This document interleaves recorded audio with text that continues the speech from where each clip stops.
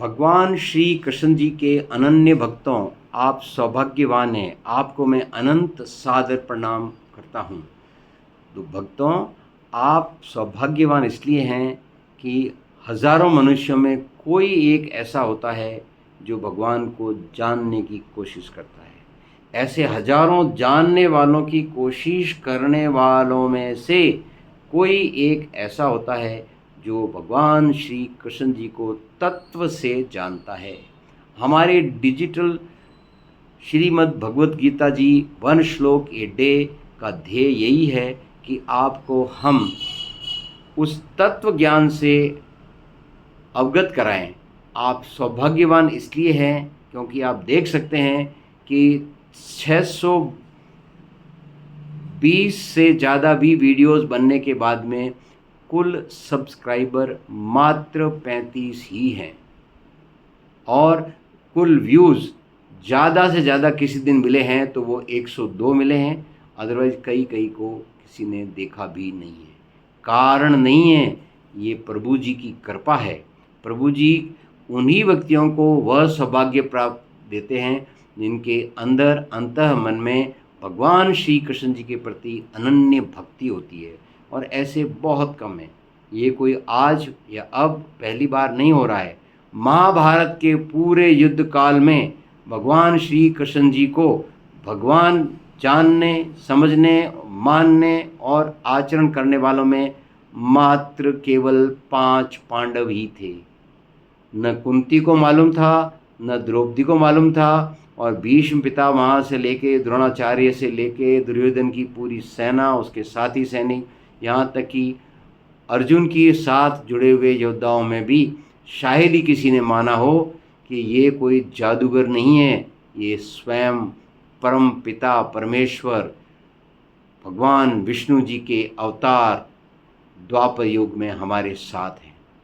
किसी ने नहीं माना। तो जब उस महाभारत काल में केवल 5 लोगों को ही मालूम था जिनका आचरण सर्वश्रेष्ठ इतिहास ने स्वीकारा है, तो आप भी धन्य हैं जिन्हें यह प्राप्त हुआ है। आइए आज 20 अगस्त 2024 को हम हरि भक्ति के साथ अपना ज्ञान यज्ञ अमृत आनंद पूर्वक ग्रहण करें। ओम नमो भगवते वासुदेवाय नमः। आसामी भाषा में। Assamese অৰ্জুনে ক'লে, হে কেশৱ, স্থিতপ্ৰজ্ঞ মানুহৰ লক্ষণ কি? তেওঁ কেনেকৈ আলাপ কৰে? তেওঁ কেনেকৈ উপবিষ্ট হয় আৰু কেনেকৈ বিচৰণ কৰে? कहने कोई आलाप करे, कहने कोई विचरण होए और कहने कोई आसीत हुए। आइए अब हम इसे संस्कृत भाषा में समझते हैं। स्थित प्रजनस्य का भाषा, समाधिस्थस्य केशवा, स्थित धीः किं प्रभाषेत, किमासीत व्रजेत किम्। स्थित प्रज्ञस्य का भाषा, समाधि स्थस्य केशव, स्थित धीहि किम प्रभाषेत, किम आसीत व्रजेत किम। ये 3 लक्षण हैं किसी भी मनुष्य को जिसने जीवन में कोई भी विशिष्ट अवस्था प्राप्त की हो। चाहे मूर्ख हो, चाहे विद्वान हो, चाहे गरीब हो, चाहे अमीर हो, चाहे बीमार हो, चाहे स्वस्थ हो, चाहे वो अध्यात्म का ज्ञानी हो, चाहे वो भूवैज्ञानिक हो। उनके आचरण से ही, उनके मुंह बोलने से ही, उनके चलने से ही, बैठने के तरीके से ही स्पष्ट हो जाता है कि आप श्रीमान कौन हैं।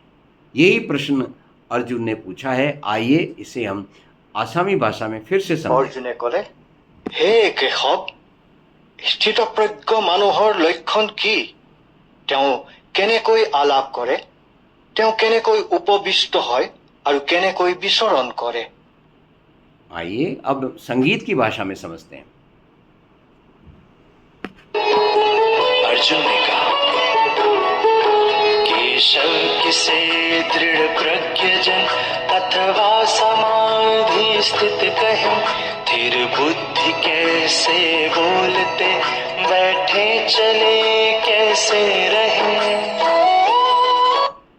आइए अब हम इसको वापस फाइनली असमी भाषा में समझते हैं। অৰ্জুনে ক'লে, হে কেশৱ, স্থিতপ্ৰজ্ঞ মানুহৰ লক্ষণ কি? তেওঁ কেনেকৈ আলাপ কৰে, তেওঁ কেনেকৈ উপবিষ্ট হয় আৰু কেনেকৈ বিচৰণ কৰে।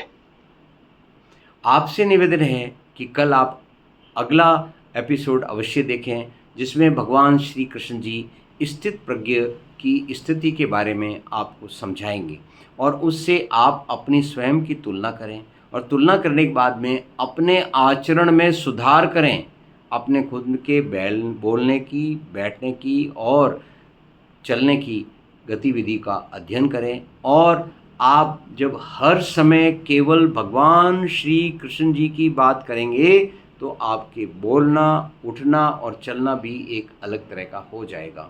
यही इस बात का सार है जो मंत्र संख्या 55 से लेके और 61 तक ये की यही बात आपको बार बार और अधिक विस्तार से समझाई जाएगी।